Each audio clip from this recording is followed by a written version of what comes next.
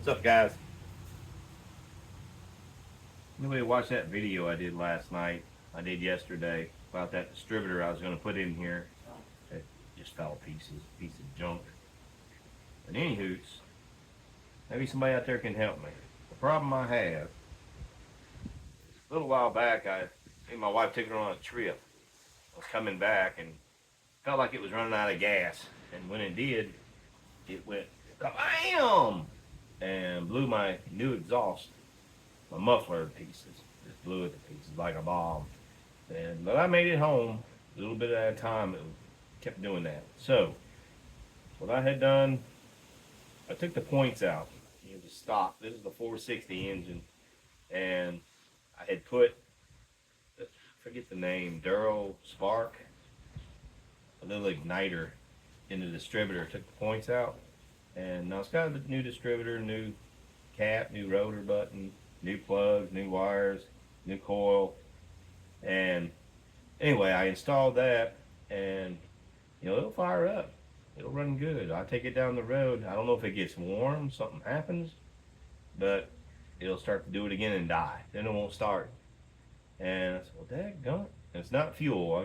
As soon as I got the truck, I put a new tank in it, new lines, new filters, and I can see gas squirting in the carburetor. But anyway, I can take that distributor off, and there's a little plastic little ring that goes over top of the distributor shaft that come along with that Duro Spark.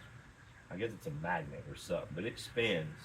Well, if I take that cap off and just spin that a few times, the cap back on, it'll fire up. It'll run good. Like here, let's see if it'll crank.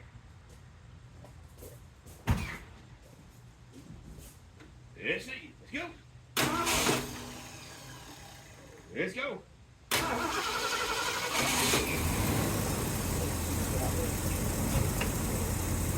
So, see, well, it's running good.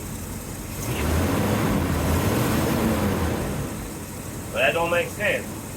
I can let this thing sit maybe an hour or two, be fine. If I drop it down the road, well, I won't get calm. It'll start to mess up on me again. I pull that distributor cap, all that stuff around. So it's got to be in there. I'm ordering me a new distributor, not that piece of crap.